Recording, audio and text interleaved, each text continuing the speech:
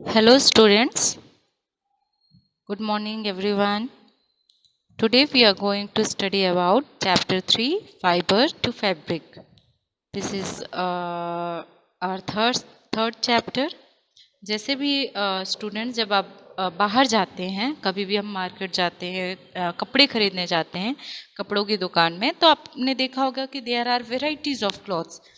Bedsheet वाले clothes अलग होते हैं, कर्टन वाले क्लॉथ्स अलग होते हैं, टेबल क्लॉथ अलग होता है, टॉवेल के कपड़े अलग होते हैं, डस्टर के कपड़े अलग होते हैं, हम जो डेली शर्ट पैंट पहनते हैं उसके कपड़े अलग होते हैं, साड़ीज़ के मटेरियल अलग होते हैं.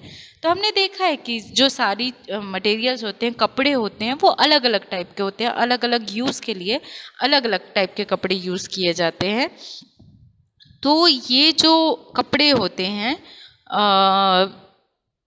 अलग अलग टाइप के होते हैं, वो कहाँ से मिलते हैं, कैसे बनते हैं, ये इन्हीं के बारे में हम इस चैप्टर में पढ़ने वाले हैं. हिस्ट्री में आपको बता दूं कि कैसे क्लॉथिंग की स्टार्ट हुई, मटेरियल क्लॉथ्स बनने स्टार्ट हुए. हम सबको पता होगा कि हम पहले के जो ज़माने या फिर एंशियंट टाइम में जो आदि मानव हुआ करते थे, वो आदि मानव पहले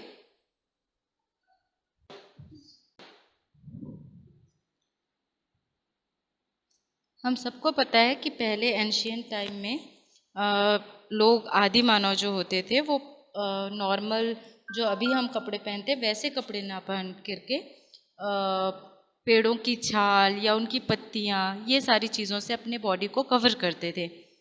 as people have learn different things, then the concept और way of clothing was also changed.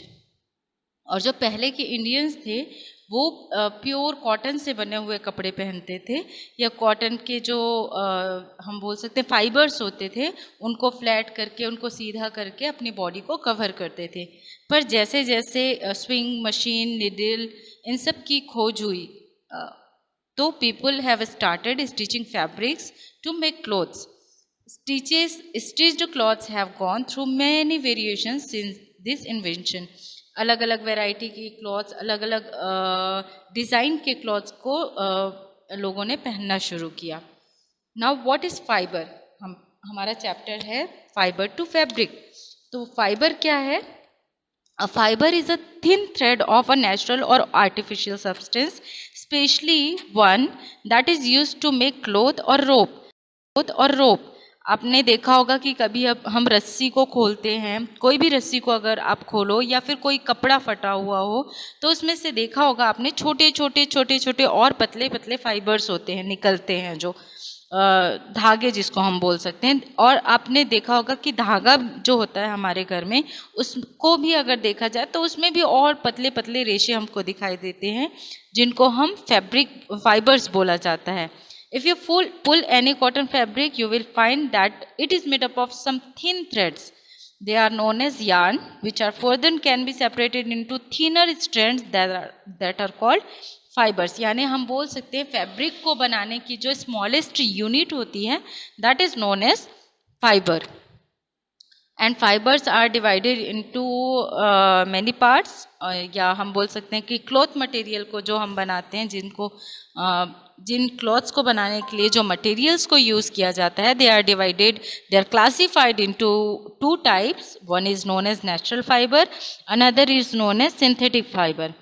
Now what is natural fibre?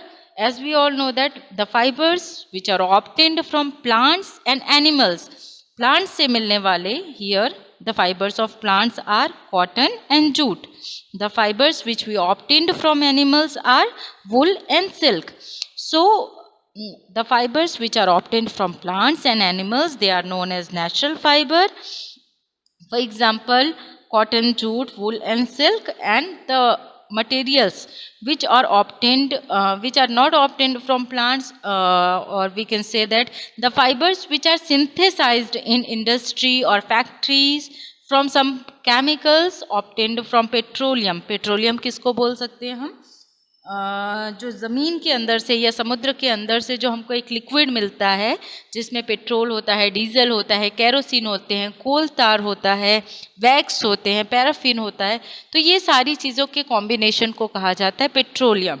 तो ये जो पेट्रोलियम से हमको कुछ केमिकल्स मिलते हैं जिनको फैक्ट्रीज में मॉडिफाई करके उनमें कुछ कुछ और केमिकल्स ऐड करके उनको सिंथेटिक फाइबर्स में कन्वर्ट किया जाता है. For example plastic is a synthetic fiber, nylon है, एक्रिलिक है, पॉलीएस्टर है.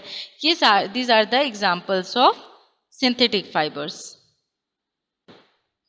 Here you can see the definition of natural fiber. The fibers which are obtained from plants and animals are called natural fibers. Example, cotton, wool, jute and silk. Wool is obtained from sheep or goat. Silk is obtained from silkworm, that is known as cocoon. Synthetic or man-made fiber, the fibers that are synthesized in laboratory or factories or industries, they are known as man-made or synthetic fibers. For example, nylon, polyester, makmal, fur, etc. This topic is over here. We'll go to the next topic in detail, like cotton.